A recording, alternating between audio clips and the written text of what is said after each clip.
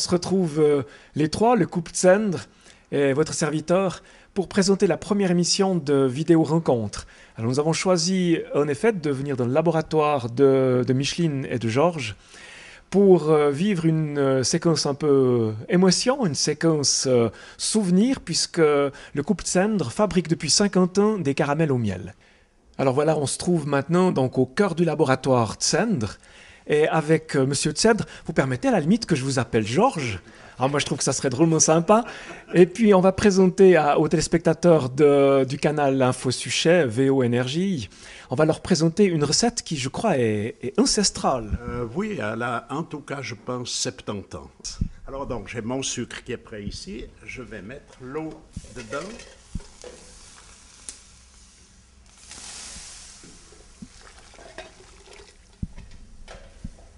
Là, la bassine, elle est pas trop au bord, là, non? Il n'y a pas de risque. Elle va venir sur le feu. D'accord.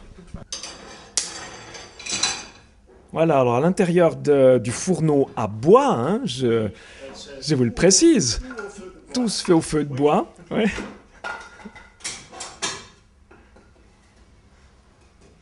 Alors là, Georges réalimente son fourneau. Et puis le processus de cuisson va se mettre en place. Voilà, je mélange juste un peu pour que le sucre s'humidifie. Après, je peux le laisser, j'ai plus besoin de m'occuper. Il va en tout cas pas brûler. Sauf si je le laisse vraiment trop cuire, si je dépasse la limite. Mais autrement, il n'y a pas de problème.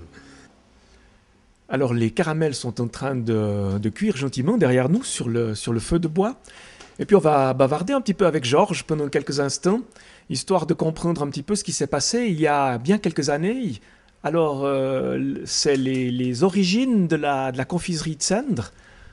Donc mon père a repris ici en 1926. Mon père est décédé très jeune, il avait 41 ans. Ma mère a continué avec un ouvrier et moi, j'ai fait mon apprentissage à Bâle, plus quelques stages à l'étranger. Et après mon dernier stage en Suède, j'ai travaillé encore 2 ans, en somme, sous les ordres de ma mère, et après, j'ai repris le commerce. Alors quand vous dites travailler, quelle est votre formation? Alors, j'ai donc fait l'apprentissage de pâtissier-confiseur. D'accord, pour ouvrir, donc finalement, pour reprendre la confiserie... Aussi pâtissier-confiseur, oui. D'accord. Est-ce pour les urbigènes qui n'ont pas connu cette confiserie, où était-elle située?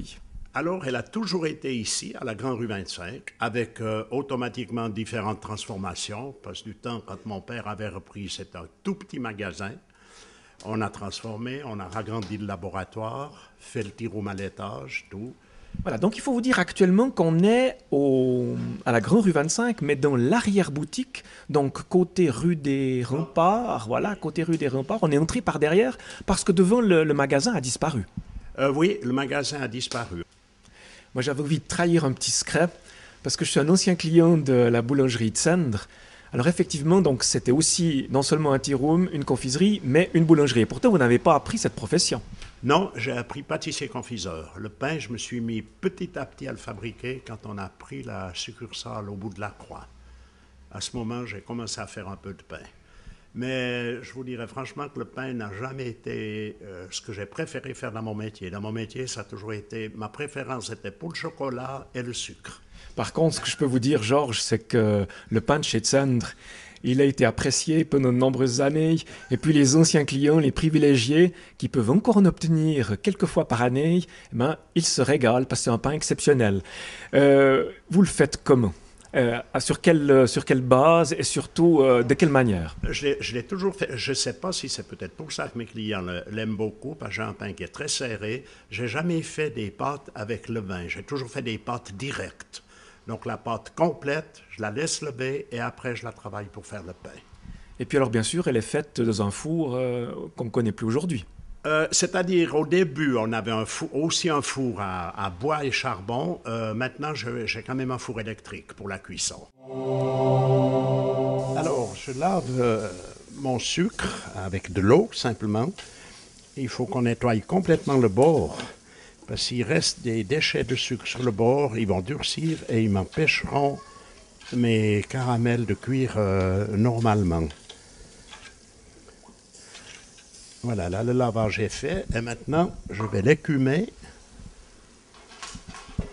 pour enlever les impuretés qu'il y a sur le sucre. Vous voyez, c'est pas grand-chose, mais il y a quand même de la saleté.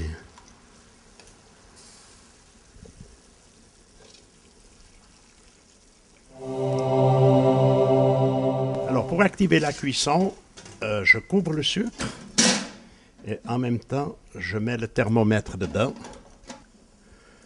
Oui, environ jusqu'à 120 degrés avant de verser le miel dedans. Parce que si je cuis le miel dès le début, le miel va perdre de sa saveur. Voilà, donc actuellement le sucre est à 120 degrés environ, et M. Zender va couler le miel dans ce sucre en ébullition. Un très beau moment. On reste sans voix.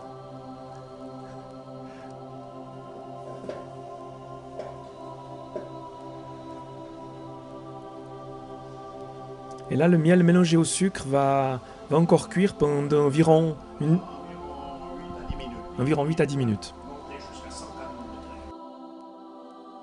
Moi, j'ai l'impression que ce four, l'une des trappes de ce four contient encore un petit secret. Micheline, non? Certainement. Si je l'ouvre, vous pouvez vous rendre compte.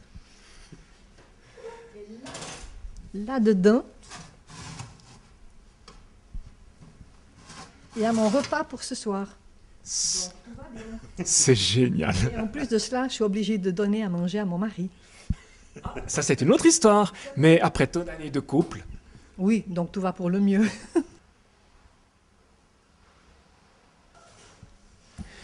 Voilà, Georges vient de retirer la marmite du feu, des flammes vives, et dans quelques instants, on va couler les caramels.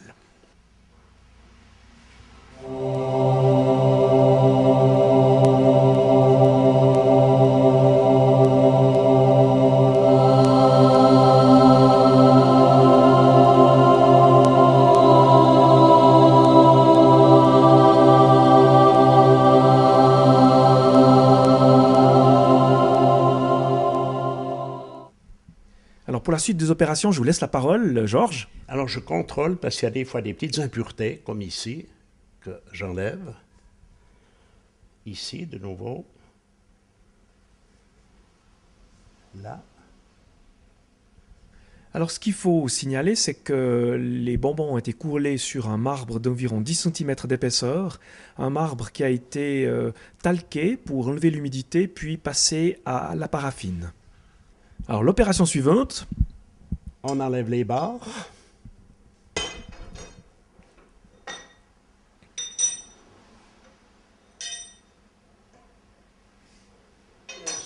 En coulant les bords, je les rabats à l'intérieur.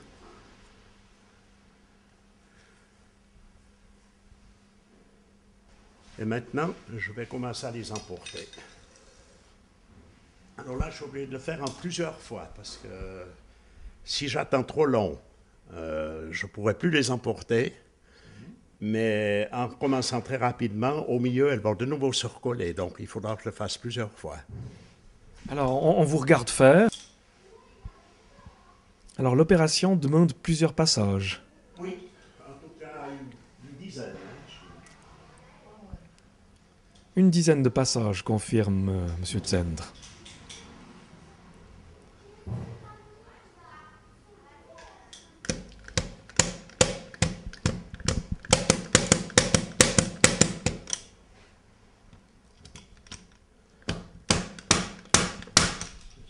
Alors là, Georges est en train de faire son 10e, voire même son 12e passage pour marquer les bonbons et déterminer leur calibre.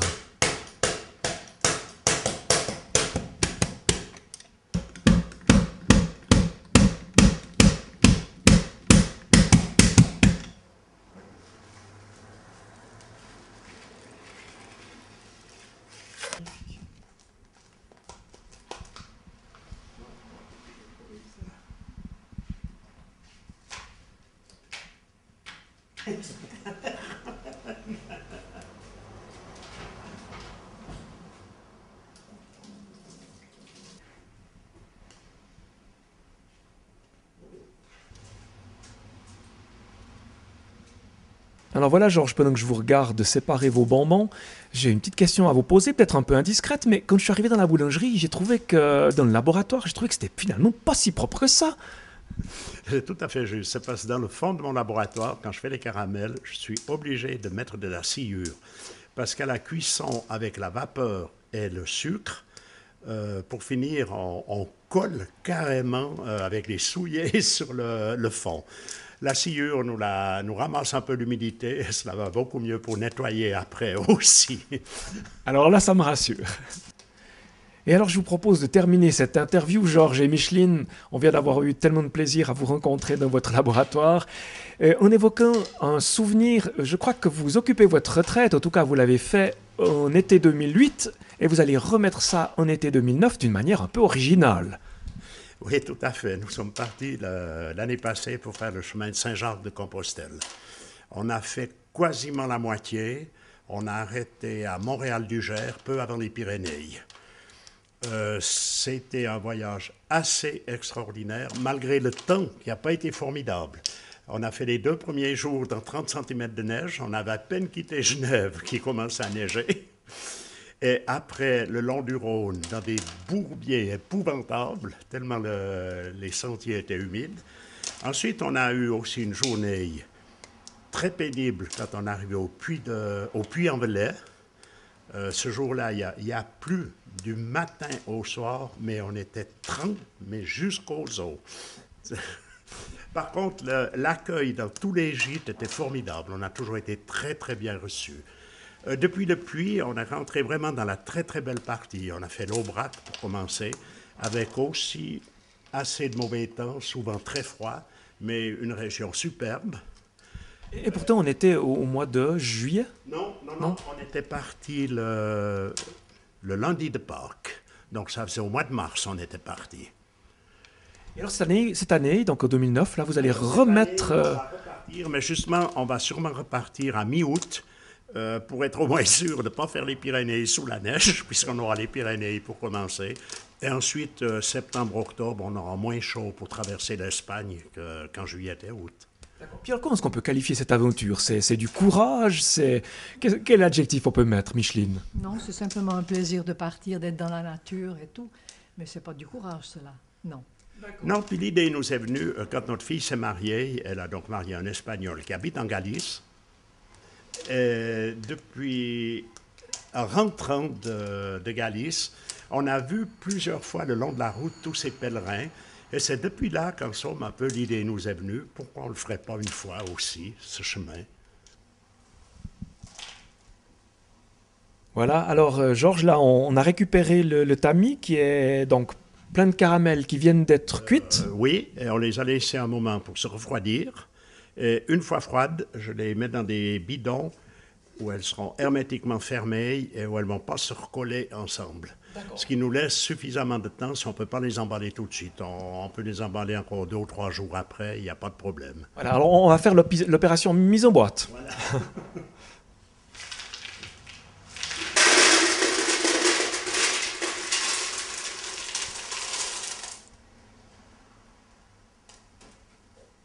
Alors là, qu'est-ce que vous faites avec ces petites pastilles blanches? Ce sont des petites pastilles pour empêcher l'humidité de se former. D'accord. Ah, puis je vois qu'il y a une caramel qui a échappé au bidon. Voilà. Ah, c'est pas mal. Ah ouais. On pourra malheureusement pas la donner à goûter aux téléspectateurs, mais peut-être qu'ils passeront commande. Alors, en parlant de commande, justement, pour qui fabriquez-vous ces caramels? Dès le début, enfin, mon prédécesseur déjà les livrait uniquement dans des pharmacies et drogueries, dans toute la Suisse. J'en ai même eu livré une fois jusqu'à Marseille. Chez un ami, bien entendu, qui avait une pâtisserie là-bas. À Marseille, elles étaient aussi toutes petites comme ça. Oui. Ah bon, d'accord. Ok. Mais autrement, j'ai eu des clients, je peux dire dans toute la Suisse. Il y a un seul canton où j'ai jamais rien fait, c'est Uri. Mais Uri n'est pas un canton où il y a beaucoup de pharmacies. Je pense à part Altorf et Andermatt.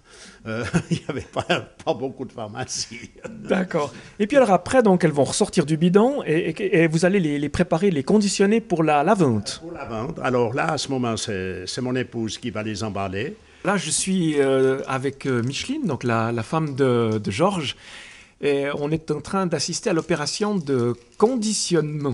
Alors, c'est tout un art, j'imagine. Oui, oui, oui. Non, mais avec un certain nombre d'années, maintenant, j'arrive à les emballer assez rapidement. Alors qu'avant, je m'en broutais un petit peu. Voilà, donc, chaque bonbon est emballé séparément Ah oui, oui. et à la main. C'est Ah c'est oui. vraiment du grand art, hein. C'est-à-dire que ça devient une habitude et puis que c'est un plaisir en même temps. Je suis assise, il n'y a pas de problème de ce côté-là. Et puis je suis sage. D'accord. Sinon, pas. Pas toujours. Ah, voilà.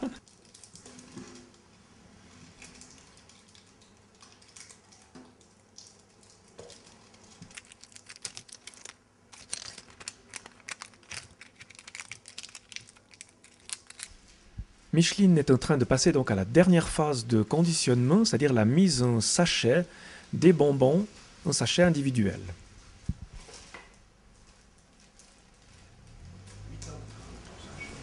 Alors c'est 80 grammes par sachet, pesé de manière artisanale.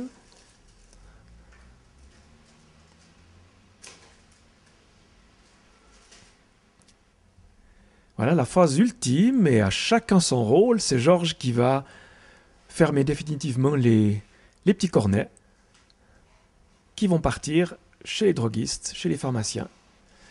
Voilà, alors je ne sais pas si les téléspectateurs du canal Info Suchet, si ceux de VO Énergie auront le plaisir de goûter vos caramels, mais en tout cas, moi j'ai eu un plaisir immense à tourner avec vous, Micheline et Georges, cette première émission de vidéo rencontre. Je vous remercie beaucoup pour votre accueil et pour les moments qu'on vient de passer ensemble.